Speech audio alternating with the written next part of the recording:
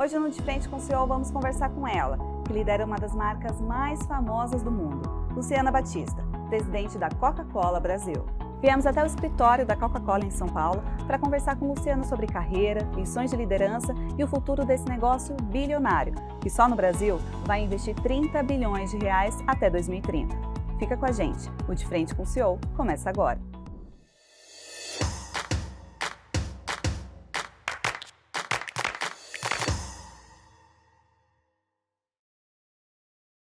Luciana, seja muito bem-vinda ao De Frente com o CEO. Muito obrigada, estou super feliz de estar aqui com vocês, programa muito bacana e legal compartilhar um pouquinho da minha história e principalmente do tudo de bacana que a gente está fazendo aqui na Coca-Cola. Vamos lá, muito obrigada por nos receber aqui no escritório da Coca-Cola em São Paulo. Para começar, vamos começar falando um pouquinho da sua carreira, que é uma carreira que passou por diversos países e agora você está como presidente da Coca-Cola aqui no Brasil. Então conta pra gente um pouco sobre a sua origem, onde você nasceu, com quem você foi criada e o que te motivou a ir para a área administrativa e hoje liderar uma das companhias mais famosas do mundo. Bom, eu nasci em São José dos Campos, então sou natural de lá, vivi lá até meus 17 anos, quando eu fui cursar administração na USP. E sou filha de meu pai e minha mãe são físicos, trabalharam, né, a vida toda no INPE, então pesquisadores, cientistas mesmo, acadêmicos. E cresci nessa família, eu a filha mais nova de 3 irmãs, e sempre com uma família que é muito focada também em educação, né, nessas vivências assim também de crescimento, de desenvolvimento. Minhas 2 irmãs também foram fazer faculdade fora, então para mim já era isso que eu sempre pensava. E acabei indo cursar administração por aquela velha, né, sensação de quando você está na escola, você gosta das matérias de humanas, gosta de exatas, a administração é um curso bacana para conciliar as duas coisas. Eu tinha muita curiosidade de morar em São Paulo também, então foi muito bacana essa mudança, né? Sair de casa, 17 anos, né? Como que é morar sozinha, como é se virar sozinha, né? Uma cidade muito maior do que o que era São José na época. E aí, aos poucos, dentro da faculdade, eu achava, no início, eu gostava, né, de várias matérias diferentes, mas fui fazer estágio em recursos humanos, né? Acabei estudando um pouquinho disso, mas eu gostava muito da área do mundo de finanças e comecei também a olhar por esse caminho, fui trabalhar em cartões de crédito, talvez por causa do mundo financeiro, né, que me inspirava, também me interessava, e acabou que eu percebi que eu gostava de uma intersecção do lado consumidor com um lado analítico financeiro, não necessariamente das áreas e carreiras em serviços financeiros. E foi o momento que eu falei, era um bom momento para dar uma pausa. E aí fui cursar um MBA fora e nesse momento eu fiz uma transição de carreira para consultoria. Então, meu início de carreira foi nesse mundo, né, tateando ali diferentes estágios, dentro da faculdade, fora da faculdade, programa de trainee e fazer o MBA, que foi o momento que acho que eu fui indo para essa carreira de mais generalista, que me levou depois a onde eu estou hoje, né, com papel de gestão mais completo, que é o papel de presidente. E considerando essa sua experiência internacional, você passou um tempo lá nos Estados Unidos, né? Conta um pouquinho sobre essa experiência e como ela despertou o seu interesse em fazer uma carreira internacional. Quando eu tinha 6 anos, né, meus pais, como eu falei, são físicos, eles foram fazer o postdoc deles em Boston. E é engraçado aquelas memórias de criança, eu lembro que eu não queria ir para morar fora, porque eu não falava inglês e minhas irmãs eu achava que falavam, porque elas já faziam cursos de inglês. Na verdade, ninguém falava direito, a gente foi aprender lá e foi, para mim, uma experiência muito bacana, muito rica, porque você está imersa em outra cultura, né? Eu lembro o desafio, por exemplo, dos meus pais, a gente chegou lá, foi morava mais no centro de Boston, perto da universidade, e a gente acabou indo para uma universidade bilíngue, e a gente teve muita dificuldade de adaptação nesse lugar, e para ir para uma universidade só americana, naquele momento a gente tinha que mudar de cidade, então a gente foi morar numa outra cidade, né, nos arredores de Boston, para que as filhas pudessem vivenciar 100% da cultura americana. E eu lembro que adorei nesse momento essa mudança. E fico pensando, né, meu pai e minha mãe, né, indo lá, lidando com 3 filhas pequenas, né, e fazendo os estudos deles, os 2 estavam fazendo pós-doc juntos. Também para mim é uma inspiração, né, como família, ter visto esse exemplo desde cedo dentro de casa, que era meu pai e minha mãe, né, batalhando juntos, crescendo juntos, profissionalmente também, enquanto criavam 3 filhas. Então, acho que para mim teve essa mistura, né, de o exemplo familiar e o exemplo de se adaptar numa cultura que eu não conhecia, e também me despertou o lado de gostar de conhecer novas culturas, até mesmo o inglês, né? Eu acabei me aprendendo inglês cedo, me formei cedo em escola de inglês e comecei a dar aula com 16 anos para pagar um intercâmbio que eu queria fazer. Então, a verdade é que aquele momento, no início, né, da minha vida, quando eu ainda era criança, acabou né? me impulsionando e também me dando a oportunidade de, muito cedo, batalhar pelo que eu queria, porque foi o que me abriu uma oportunidade profissional cedinho, que foi ser professora de inglês e que bancou 2 intercâmbios para mim, né? Tanto quando eu fiz no 3º colegial, um intercâmbio de 1 mês, quanto quando eu fui morar na Itália durante a faculdade de 6 meses, e eu fiz isso, bancando isso com aulas de inglês que eu dei durante 1 ano na faculdade também. Falando ainda dos Estados Unidos, hoje você lidera uma marca americana famosa no mundo inteiro, né? Sim. Conta pra gente um pouco como aconteceu essa sua história com a Coca-Cola, em que momento você chegou e como aconteceu o convite para ser presidente. Essas coisas sempre parece que são para ser, né?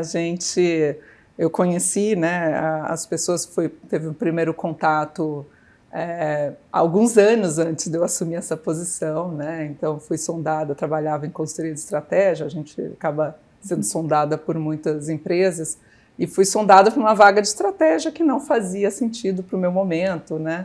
E acabou que gostava tanto da empresa, respeitava tanto a empresa, que mantive as portas abertas, e em algum momento veio essa que era a posição de chegada, né, pela qual eles tinham me chamado, né? Então acho que acabou que a maturidade minha profissional se juntou às oportunidades que foram se abrindo do lado da companhia, e a companhia também estava no momento de querer trazer talentos de fora, de querer, né, fazer essa mescla bacana de pessoas que trazem muita experiência, né, de dentro da indústria, do mercado, de viver e respirar Coca-Cola por muitos anos, com pessoas que traziam experiências e vivências de outras indústrias, né, e com outros backgrounds.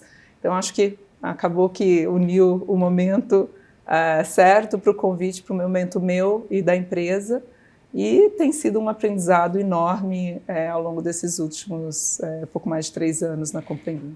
Luciana, antes da gente falar de negócios, me tira só uma dúvida sobre a questão de carreira, né? Você é a primeira mulher a Coca-Cola no Brasil. O que significa isso para você? Eu acho, primeiro a honra, né, de estar aqui ocupando esse espaço no que você mesmo falou, né, uma empresa centenária, mas também uma responsabilidade, né, de entrar, de dar o espaço, de fazer um bom trabalho para servir de inspiração para outras mulheres e também para outros homens que veem também um espaço de diferentes perfis de liderança ocupando posições como essa. Né? Não foi minha primeira vez de ser primeira, né? Eu também, quando eu estava em consultoria, fui a primeira sócia sênior na América Latina, né, a ser eleita lá, né, na BEM. Então, para mim é também essa responsabilidade de estar abrindo espaços como tantos outros foram abertos para mim, né, em outros momentos da minha vida e da minha carreira. E eu gosto de falar isso, né, que eu adoraria ser a última geração de primeiras, né? Não ter que as próximas gerações estar aqui e dizer que foram a primeira a ocupar um cargo, porque isso passou a ser normalizado e algo muito, muito comum. Então, para mim, essa mistura de honra e responsabilidade está ocupando esse papel. Muito bom. Antes da gente ir para a parte de negócios, conta para a gente qual foi o seu maior desafio até então, até porque é uma grande responsabilidade mesmo, e também o que mais te orgulhou nessa sua trajetória como presidente da Coca-Cola no Brasil. Eu acho que o desafio pessoal, eu diria, é a própria adaptação, né? Dentro de um contexto muito diferente do que é trabalhar em consultoria de estratégia, né? Eu tinha lá 16 anos, né, sendo aquela pessoa que apoia, né, de um olhar de fora, né, de recomendar, de trazer visões e estratégias, mas que, né, quem tem, né, está empoderado a fazer acontecer são sempre os executivos. Então, tá desse lado, né, e tentar mesclar esse olhar de manter essa, talvez a razão pela qual, né, me chamaram para a posição, que é esse olhar mais estratégico de conectar o todo, mas ao mesmo tempo, né, ter aquele pulso do negócio, entender como fazer acontecer, né, entender o tempo que as coisas demoram, quem é preciso influenciar. Então, tudo isso é um desafio, né, na mudança, né, nessa transição que eu fiz, já numa etapa, né, avançada da carreira, né, vamos dizer. Então, isso para mim, pessoalmente, foi o desafio ali dos primeiros meses, vamos dizer, dentro da posição.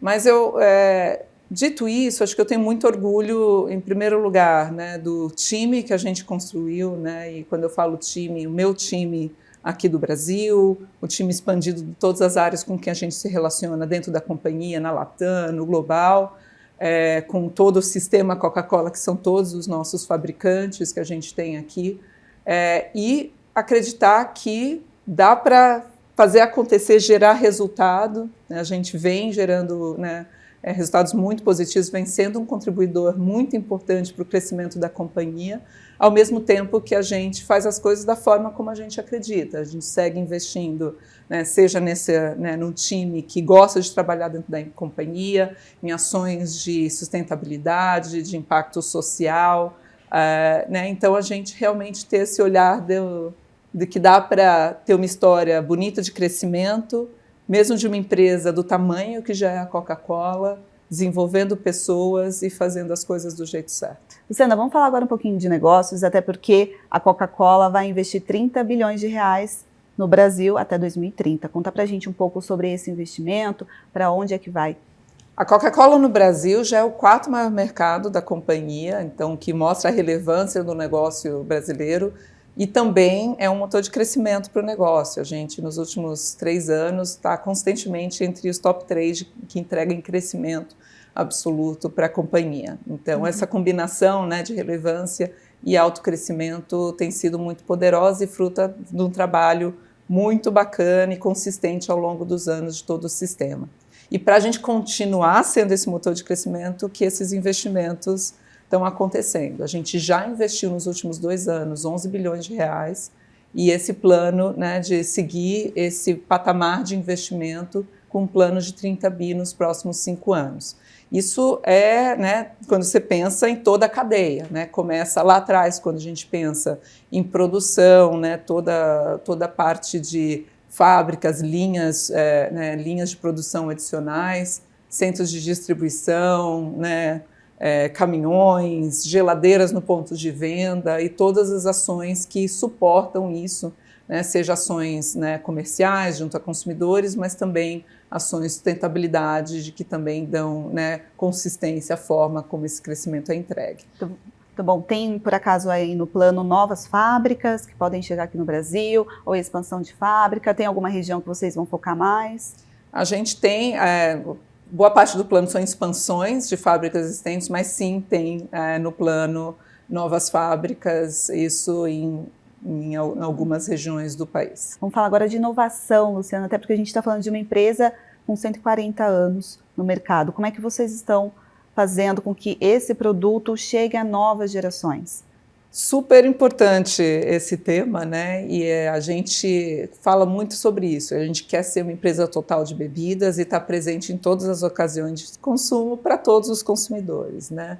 E isso, claro, que passa pela força, né, do nosso produto principal, né, que é a Coca-Cola original, mas também passa por reconhecer que consumidores são diferentes e, eventualmente, o que eles querem consumir em diferentes ocasiões também é distinto. Então, isso que norteia muito do nosso pensamento de inovação, é ser centrada no consumidor e nas suas ocasiões de consumo.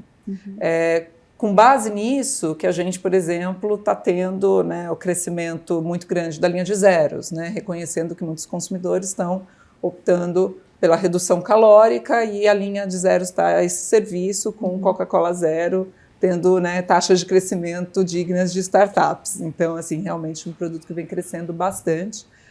Toda a nossa linha, né, que a gente tem de não carbonatados também segue como uma super alavanca de crescimento, com algum destaque com aquilo que traz funcionalidade para o consumidor. Então, por exemplo, a nossa marca Powerade, de isotônicos, né, que é super diferencial dos eletrólitos, também segue crescendo, agora também com a opção zero sendo incluída. Assim como em marcas queridas já do consumidor brasileiro, né, como é o caso de Leão, né, que é conhecida pelo mate, mas que a gente também está agora lançando, para lançar um lançamento de mate com guaraná, que também vai ser, né, ajuda a conectar o sabor, né, que o consumidor já gosta com outro também que traz, né, um gosto diferente, energia de uma forma diferente. Então, nossa agenda de inovação acaba permeando tudo isso e também até entrada em novas ocasiões de consumo que a gente fazia menos parte do dia a dia, né? A gente fala de uma ocasião que é a socialização, né, que muitas vezes é feita com álcool, e a gente tem toda a inovação dentro das nossas bebidas também, com os coquetéis prontos para beber, que é o caso de Absolute Sprite, que une duas marcas super poderosas, que a gente também já fez o lançamento no passado e esse ano já vem com um novo sabor também para trazer novidade dentro desse segmento. Então, esse é o norte e queremos fazer sempre, cada vez mais, sempre com o olhar de balancear o que é o papel da inovação em trazer novidade e quais são aquelas em que depois viram apostas de crescimento, porque elas são inovações que vão trazer sustentação nesse crescimento todo que eu mencionei para você. Mas o que é curioso, Luciana, é que em bebidas não alcoólicas vocês já estão bem consolidados, né? Mas bebidas alcoólicas, por que esse movimento agora? Até porque existe uma tendência de consumo um pouco diferente, né? Das pessoas apostando mais no zero. O que você pode dizer sobre isso? Qual é a estratégia, afinal? Aqui acho que o primeiro lugar é essa expansão de ocasiões de consumo. Acho que isso é um dos nortes e que tem outras formas de fazer isso, mas essa é uma das formas que a gente encontrou. A outra é que a gente já entendia que as nossas marcas muitas vezes já pertenciam a esse momento através da mixologia, né? Então, por exemplo, o Jack & Coke é um dos coquetéis mais pedidos no mundo inteiro e a gente viu essa oportunidade de colocar para o consumidor uma solução prática, fácil, pronta para beber e disponível naquela ocasião. Então, e também, mesmo as ocasiões de consumo de álcool estão migrando muito para esse lugar do sabor diferenciado versus, né, o álcool por si só. Isso é uma coisa que a gente sabe fazer melhor que ninguém, que é trazer o melhor sabor para o consumidor. Então, essa junção, a gente acabou entendendo que tinha um espaço para ser ocupado, né, mas ainda num lugar que a nossa coração e a nossa liderança é na categoria de bebidas não alcoólicas. Bom, falando ainda de inovação, o que a gente pode esperar de novidade para esse ano? A gente falou de Absolute Sprite com novo sabor, de mate leão vindo com guaraná. A gente vai ter novidades bem bacanas também, marca Coca-Cola, mas Fanta, por exemplo, a gente sempre faz campanha de Halloween, esse ano também vem com um novo sabor muito bacana. Se for dar algum spoiler, aí vai vir coisa bacana já pensando em campanha de Copa do Mundo feminina no ano que vem. Olha, mas aí, cena dos próximos capítulos. Conte para nós quando sair, por favor. E vocês também vão vir com esse ano com um rebrand, né? Conta um pouquinho sobre essa estratégia, qual o objetivo, quando é que vai começar, o que muda? Então, você provavelmente nasceu vendo a Coca-Cola assim, né? E como ela ainda é hoje. Então, acho que é importante começar pelo que não muda. Que acho que isso é parte do racional por trás de todo esse rebranding, que é acreditar na iconicidade da nossa marca. A iconicidade sendo refletida, né, pela escrita, pelo vermelho, pela escrita do vermelho no branco. Então, esse resgate disso que tem uma força, né, de iconicidade visual tão forte com o consumidor é o que está por trás de todo esse rebranding novo. Que era também acreditar que à medida que, né, o consumidor, a gente amplia o portfólio em torno de marca Coca-Cola, também é importante manter essa iconicidade da marca e de tudo que levou ela a construir isso hoje, ainda, claro, garantindo a navegabilidade do consumidor dentro dos diferentes produtos do portfólio. Então, daí que vem esse resgate, né, com alguns ícones e símbolos que foram importantes ao longo da trajetória da marca.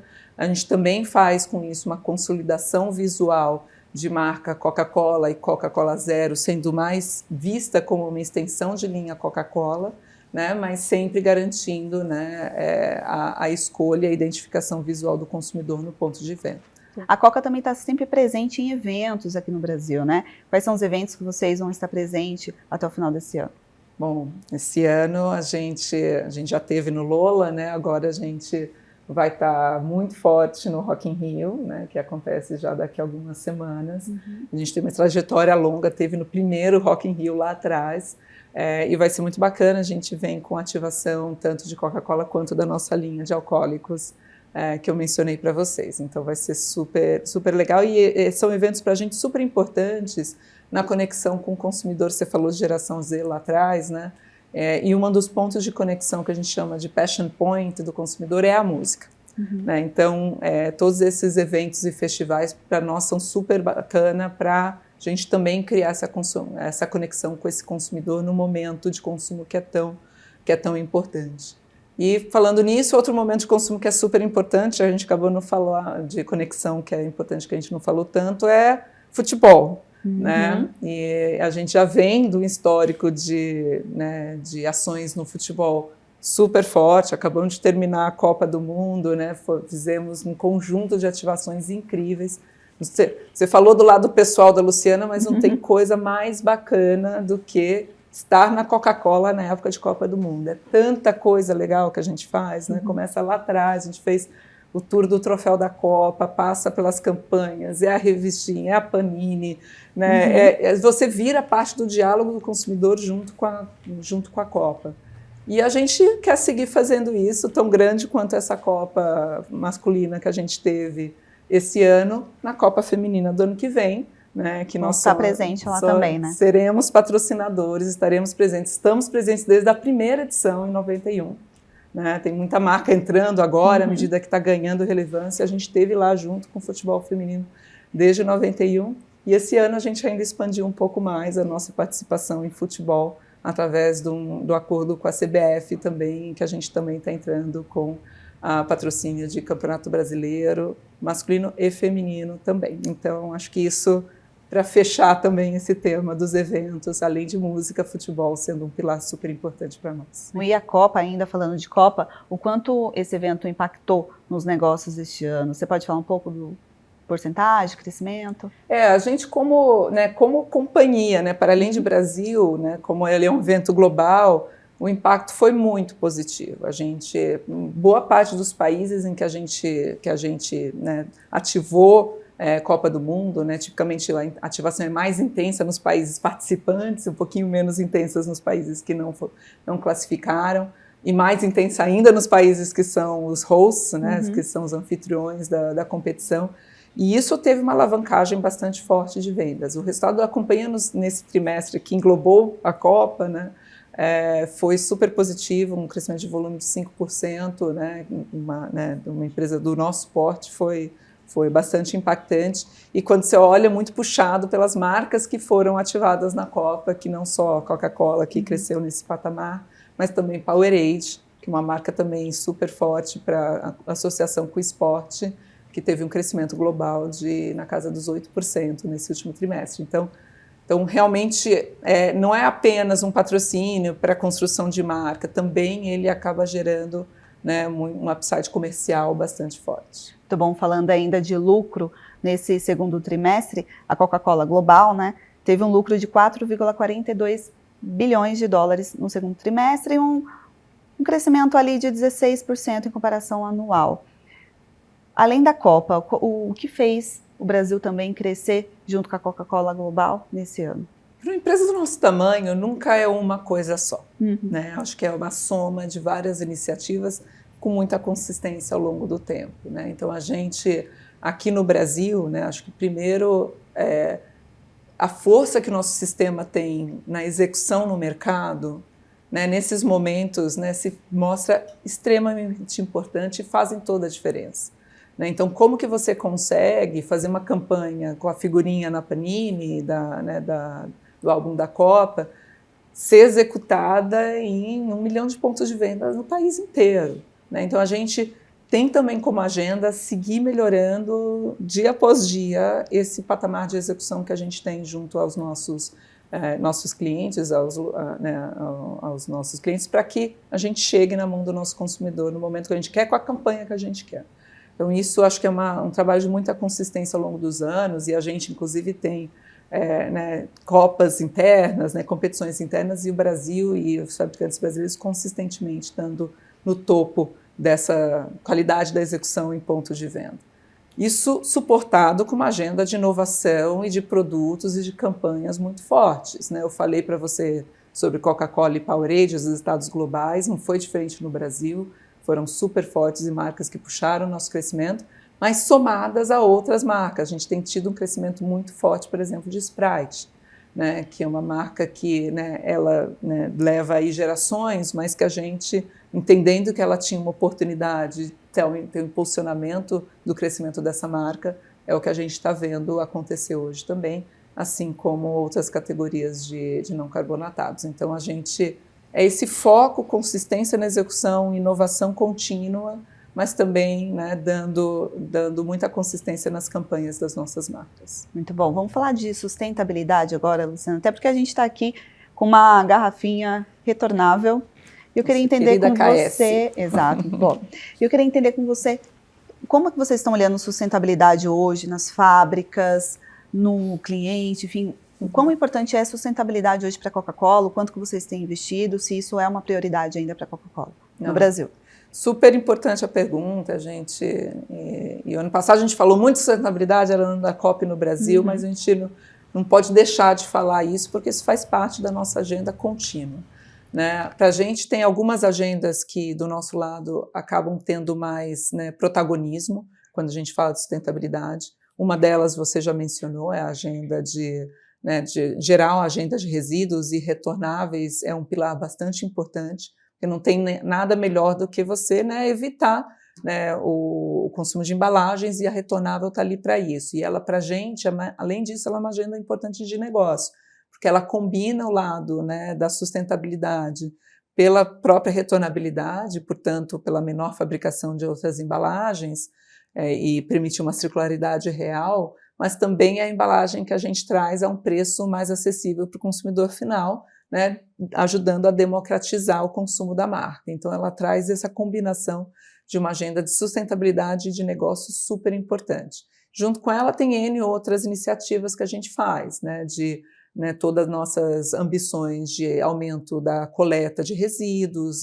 que a gente apoia um conjunto de iniciativas no Brasil inteiro, em conjunto, inclusive, com os catadores, que são protagonistas dessa agenda, no caso do Sistema de Coleta do Brasil, apoio à reciclagem, desenvolvimento, inclusive, conjunto de fábricas de reciclagem em regiões que eventualmente não tem ainda essa infraestrutura, como quando a gente, o ano passado, inaugurou uma fábrica de flakes que transforma o plástico em um produto que é mais fácil de ser transportado para reciclagem. Isso lá no Pará, por exemplo, que é um lugar que não tinha essa infraestrutura.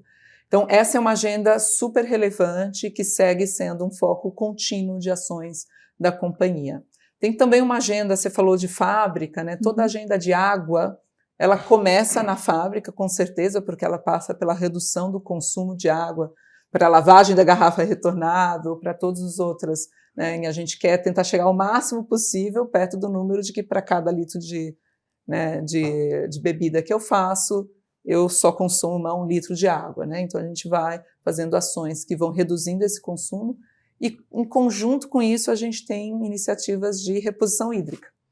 Então, que apoiam comunidades em ações de irrigação, ou que fazem restauro de biomas em regiões que ajudam a fazer com que o ciclo das chuvas voltem. Então, isso também é uma parte daqueles investimentos que você me perguntou dos 30 bi, também vão para ações como essas, que a gente faz tipicamente em parceria com outras entidades que trabalham nesse setor. E aí um terceiro pilar que eu gosto bastante de falar que é o que a gente faz através do Instituto Coca-Cola, que está aí há 25 anos apoiando a nossa agenda de empreendedorismo, mas sobretudo de formação e empregabilidade dos jovens. Então é um programa que poucos programas no país têm a escala do Instituto, a gente já está com 1 milhão de jovens formados, e a gente ambiciona muito mais para os próximos anos, e conecta esses jovens com, né, com empregos, não apenas em pessoas que fazem parte do sistema de uma certa forma, os varejistas que a gente atende, mas com comunidade em geral. Então, isso são algumas das agendas que a gente tem na pauta de sustentabilidade e impacto social. Falando ainda sobre investimento, IA, acredito que também está aí nessa agenda e passa por algum desses pilares, né? Conta um pouquinho sobre o investimento da Coca-Cola em IA também. Sim, não, sem dúvida é uma agenda que é importante para todos nós, né? E a gente, como sistema, também vem investindo muito na inteligência artificial e tudo que envolve ferramentas digitais e a evolução dessa agenda. E a gente tem nisso em múltiplos lugares, né? A gente fala, por exemplo, a gente falou das nossas marcas, né?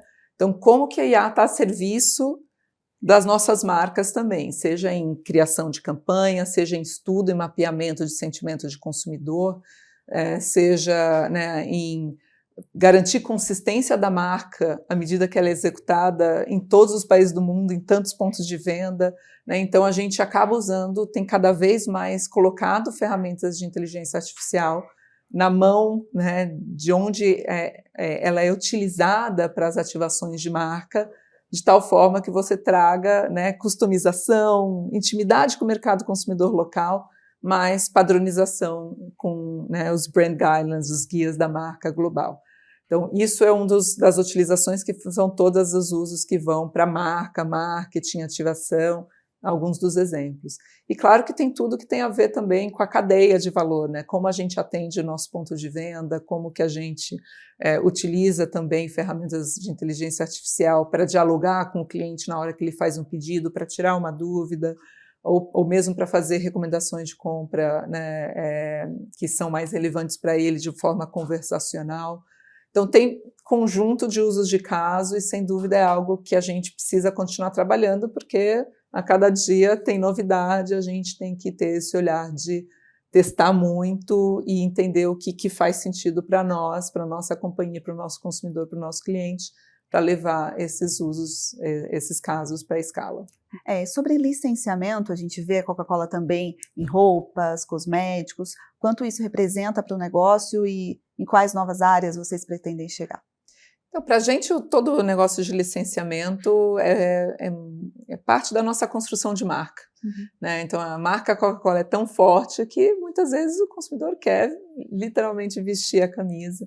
E por isso a gente tem, né, essa linha de licenciamentos em vários países, e aqui no Brasil também é um dos países onde licenciamento é mais forte. Né? Então, a gente é top 4 global em consumo de bebidas e também top 3, inclusive, em licenciamentos.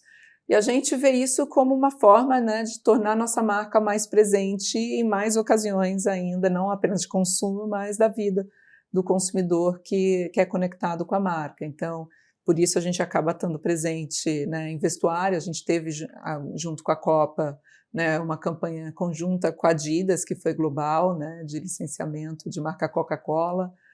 Aqui a gente às vezes faz coisas específicas para o país no qual a gente atua. O caso da Carmed também foi, né, um licenciamento local, mas que também deu muito sucesso e foi muito bem ativado durante o Rock in Rio no ano passado. Então isso para a gente é uma forma de tornar nossa marca mais presente na vida do consumidor, até menos, né, do lado apenas da relevância de negócios, mas sem dúvida do lado da relevância de presença de marca em mais ocasiões. Muito bom. Agora, para fechar esse bloco de negócios, conta pra gente qual vai ser o maior desafio para a Coca-Cola crescer no Brasil. Tem as canetas emagrecedoras chegando aí no mercado, mudando muito o hábito de consumo também. Tem essa questão das pessoas buscando mais qualidade de vida, mais saúde. Tem questão de inflação também aqui no Brasil. Para você, como presidente da Coca-Cola no Brasil, qual deve ser o maior desafio? Eu acho, assim, uma coisa boa dos executivos brasileiros é que a gente já passou por muita coisa, muita crise, e a gente é adaptável e resiliente, né? Então, eu nem diria que o lado econômico é o maior desafio. Sem dúvida, tem alguns desafios à frente do ponto de vista econômico, né? E fazem com que a gente tenha que adaptar portfólio, pensar mais em produtos acessíveis, à medida que o consumo das famílias pode ficar um pouco mais apertado. Mas a gente tem tenta sempre antecipar as tendências e ter um portfólio amplo o suficiente para endereçar esses algum momento, talvez, com mais restrições. O que eu vejo que é muito importante é a gente conseguir evoluir junto com o consumidor à medida que o paladar dele evolui, que o estilo de vida dele evolui. E cabe a nós ter o portfólio que ele precisa, né, em cada um desses momentos do tempo. Então, eu diria que esse olhar da inovação para as funcionalidades, para os novos estilos de vida, mantendo aquilo que a gente também construiu como companhia, né, que é aquela coisa da indulgência, daquela bebida que te traz memória afetiva, como que você une essas duas agendas de tal forma a entregar o que o consumidor precisa naquele momento. Então, para mim, esse é o principal desafio, a gente garantir que a nossa agenda de inovação segue aderente ao que o consumidor precisa e, ao mesmo tempo, a gente gerenciar, né, todas as dinâmicas de mercado, economia, oscilações, né, mudanças legislativas. Isso faz parte da descrição do cargo. Acho que eu não diria que é um desafio novo. A gente chegou agora aqui no nosso último bloco, que é para falar sobre liderança, e não tem como não falar de liderança com você sendo a primeira mulher na Coca-Cola no Brasil, tendo o Henrique também na liderança global da companhia. Por que os brasileiros estão se destacando tanto dentro da Coca-Cola? Acho que o fato de que brasileiros trazem essa adaptabilidade, essa resiliência a diferentes ambientes de negócio, que acabam sendo um super ativo para uma companhia global, sobretudo uma companhia que tem uma presença não apenas em mercados desenvolvidos, mas em outros mercados de desenvolvimento, que também estão puxando muito do crescimento global, né? Então, para a gente é um super orgulho, né, ter o Henrique, né, como nosso CEO global, ocupando essa posição de tanto destaque na companhia. Eu estou aqui representando a companhia no Brasil, mas a gente tem, além dele, outros exemplos de brasileiros, né, liderando operações como na África, a operação nossa também do Oriente Médio, liderada por uma brasileira. Então, a gente ter essa mistura aqui de nacionalidades no nosso negócio, né? Não são apenas os brasileiros lá fora, mas a gente está sempre importando, trazendo talentos também para complementar. Então, acredito que é muito isso, né? Eu acho que, por um lado, essa característica que o executivo brasileiro traz, mas também o fato de que o Brasil vinha sendo um mercado que foi desenvolvendo muitos talentos, porque é um mercado importante para a companhia, onde sempre se fomentou muita inovação em formas de fazer negócio, né? Não apenas em produtos, né? A gente foi um dos primeiros que aqui no Brasil lançou o modelo mais de B2B digital. Então, tudo isso fomenta esse ambiente de brasileiros também conseguiram se destacar lá fora. Isso ajuda, por acaso, você liderar a companhia por aqui? Como é que funciona esse contato com o CEO global, com a presidente também lá no Oriente Médio? Existe uma comunicação mais fluida nesse caso, de brasileiro para brasileiro? Não, eu acho que, sem dúvida, ajuda, né? Mas ter um conhecimento mais profundo, né? Também o nosso presidente da América Latina também é brasileiro, né? Então, fica muito mais fácil, você não precisa começar daquele básico de deixa eu te explicar como o Brasil funciona, para depois falar do desafio, para depois falar sobre o investimento que você está buscando aprovar, né? Então, acho que ter esse entendimento de contexto, claro que sempre ajuda, né? Mas a gente também tem que, né, como toda empresa global, entender que quem conhece o dia a dia do negócio hoje é quem está aqui liderando a operação local, né? Então a gente tem sempre fazer esse balanço, né, de alavancada, conhecimento de expertise, mas ao mesmo tempo também trazer à tona novos desafios, né, novas oportunidades que apareceram no momento atual, que eventualmente essas pessoas não estão tão próximas. Falando de dia a dia ainda, conta pra gente como é que funciona o seu dia a dia aqui no escritório. Você viaja muito, até porque tem escritório também no Rio de Janeiro, tem fábricas aí espalhadas pelo Brasil. Sim. Conta um pouquinho sobre a sua rotina e o tamanho da Coca-Cola no Brasil hoje. Tá bom. Bom, minha rotina, eu falo, minha base é São Paulo, mas na prática, né, temos que estar muito na rua, no mercado, visitando as operações. A gente, como, né, a Coca-Cola Company, temos escritório aqui no Rio, em Fortaleza e em Brasília, né, então a gente tenta estar presente perto cada um dos stakeholders que a gente tem, então também está presente perto de onde tem os grandes engarrafadores. Então, tento estar de vez em quando com os times, em visita de mercado com os engarrafadores, a gente faz questão de fazer isso com muita frequência, né? A gente vai no ponto de venda, olha, inclusive a gente tem uma semana por ano em que todo mundo da companhia, de todas as áreas, visitam mercado no mundo inteiro, assim. Então, normalmente acontece no mês de fevereiro, e porque a gente acha isso muito importante, né? Que mesmo a pessoa que está lá na área financeira, na área de RH, esteja no mercado e conheça, mas claro que quem está na operação mesmo faz isso praticamente toda semana. E aí uma rotina assim, que por isso acaba tendo bastante viagem, né? Então, seja dentro do Brasil, seja nas interações que a gente tem como uma empresa global, de ser parte da América Latina, de participar de algumas rotinas de liderança global, que são momentos únicos também para troca de experiência, conhecimento, entender como oportunidades que às vezes a gente não está vendo no Brasil, que vê que está acontecendo num outro país que poderia ser importada e vice-versa. Então, é essa rotina que tenta balancear um pouco de tempo de escritório, que é natural, de mercado e de interação com, né, os nossos fabricantes e com a Coca-Cola Global. Mas sobre a vida pessoal, eu já ouvi em algumas entrevistas que você falou que antes era uma profissional workaholic, mas a maternidade mudou a sua relação com o trabalho, né? Como essa transformação aconteceu? Eu gosto de trabalhar, eu realmente tiro muito da minha energia, né, de estar ali, de ter o desafio, de, né, conhecer o negócio, de desenvolver o time. Então, isso sempre me deu muita energia. Para mim, trabalho sempre foi uma parte muito importante da minha vida, não foi, né, aquela coisa necessária para eu viver a minha vida. Pelo contrário, sempre foi uma coisa muito, muito importante para mim. E às vezes, quando você é mais nova, você tende a... O trabalho também ocupa a sua vida, se você não coloca limites. Então, sempre tem como fazer mais, como fazer melhor, como ir, né, o que a gente chama do extra mile, né, aquela corrida, o sprint adicional na corrida. E eu acho que, na prática, eu muitas vezes deixava de lado, né, cuidar de mim, né, fazer exercício, né, abrir o horário para jantar com meu marido. E quando você tem um filho em casa, você precisa estar lá. Quando você tem um recém-nascido, um bebê, né, ou vai vendo o desenvolvimento, você fala assim, gente, não posso perder essa etapa. Então, isso para mim, acho que foi bom para falar, eu posso colocar limites, e ao colocar limites você descobre que pode mesmo, porque, né, muitas vezes os pratos não caem, muitas vezes, pelo contrário, você se torna uma líder melhor porque ajuda seu time a priorizar também, né? Então, para mim, foi sobre isso, né, essa transição.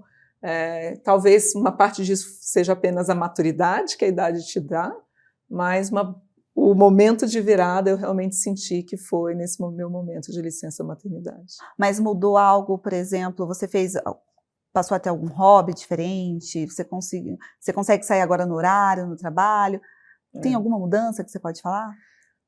Olha, vou ser super sincera contigo, e eu falo isso muito para carreira, né, para jovens, que tem momentos na carreira. Então, hoje eu consigo ter um balanço melhor. Quando eu tinha 2 filhas pequenas em casa, algo teve que cair, e foi a atividade física. Eu lembro que foi um período que eu fiz pouca atividade física, não tinha, porque entre poucas horas de sono, trabalhando bastante, cuidando de 2 filhas, tentando ser uma boa mãe, boa esposa, boa amiga, eu acabei sacrificando o meu cuidado pessoal.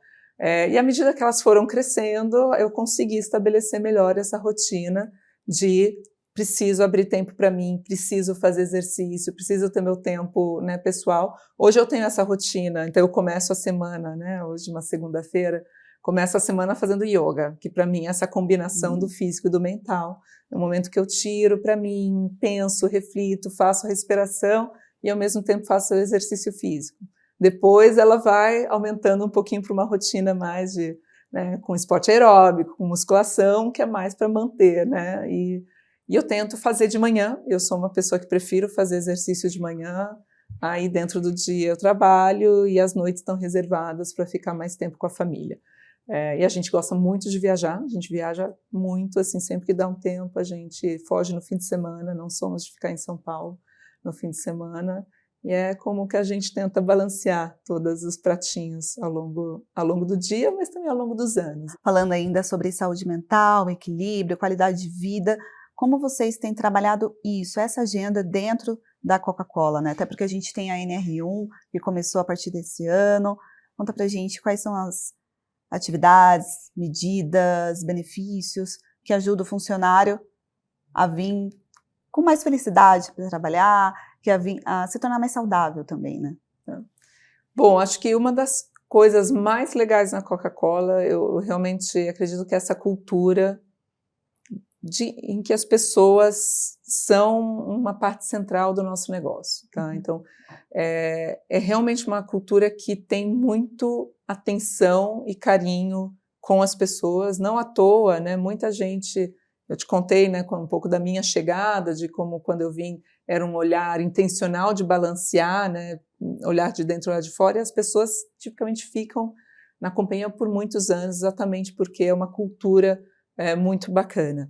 Mas isso passa por intencionalidade, né? E acho que a intencionalidade, vou dar um exemplo, porque estava acontecendo agora, a gente estava tem algumas semanas temáticas no ano, e a gente estava exatamente tendo o Wellness Week, né, em que todos os dias você tinha lá alguma palestra, ou trazer à tona todos os programas que a companhia tem, que às vezes nem sempre todo mundo conhece, desde acesso a recursos de saúde mental, né, os programas para atividade física, tinha o campeonato interno de número de passos, que as equipes vão tendo isso e ganham pontos também, né, que depois podem trocar por prêmios. Inclusive, essa é uma outra cultura, que é a cultura do reconhecimento. Todo mundo tem alguns pontos que podem dar para pessoas e reconhecer as pessoas por causa de uma parceria, de um trabalho bem feito. Isso, né, depois são pontos que eles podem trocar por produtos e premiações. Então, essa promoção é mais do que dar a ferramental, né? Acho que isso todas as empresas cada vez mais estão fazendo, até por legislação, né? Acho que isso a gente já tinha. Mas, para além disso, é gerar conversa, né? Dar o exemplo, né? De falar, né, tô indo para casa para buscar, né, porque hoje eu tenho que levar minha filha para o médico.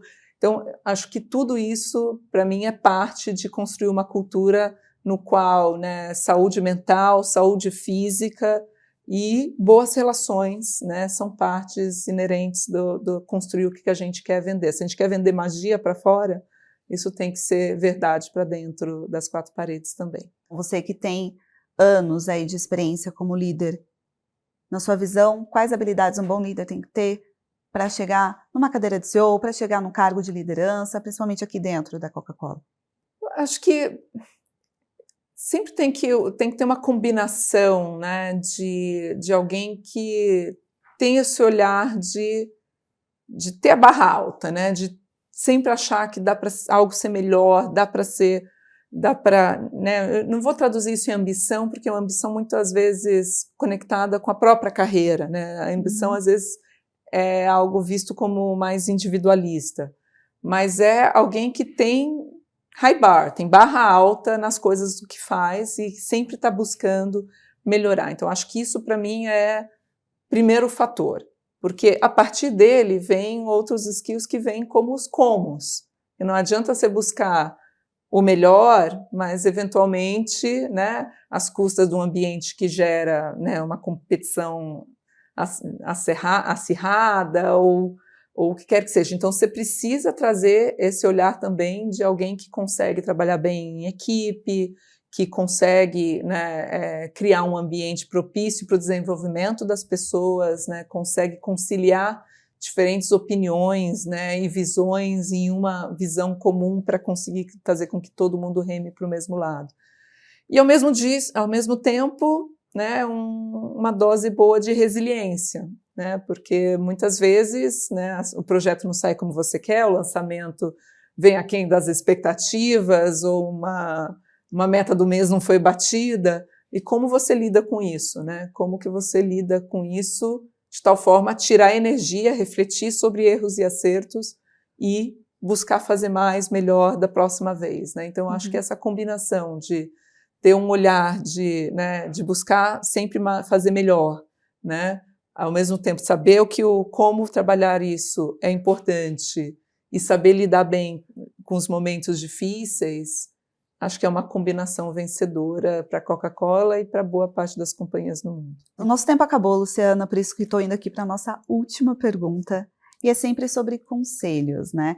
Teve algum líder, algum familiar que deu um conselho que te guia como líder até hoje? A gente sempre recebe, ouve muitas coisas, conselhos, né? Mas eu lembro uma coisa que minha mãe me falou quando eu estava decidindo que faculdade eu queria fazer.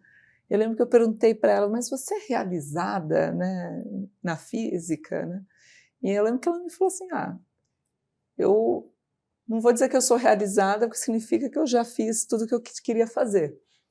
Então, mas eu sou feliz na física, né, na carreira de física, mas para mim ser realizada não é algo que você nunca atinge, você sempre busca.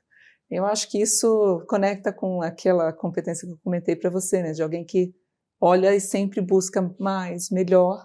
Eu acho que isso eu levo muito para a minha vida até hoje, com certeza. Luciana, muito obrigada por essa entrevista a Exame. Quero aproveitar para desejar muito sucesso para você e para todo o time da Coca-Cola no Brasil. Obrigada e sucesso também para esse programa incrível que você falou que já tem mais de 50 edições e uma honra estar aqui me juntando esse grupo de entrevistados. Muito obrigada, é uma honra entrevistar mais uma mulher na liderança. Parabéns, viu, e sucesso. E para você que nos acompanhou até aqui, muito obrigada pela sua audiência e espero você no próximo De Frente com o CEO. Até lá!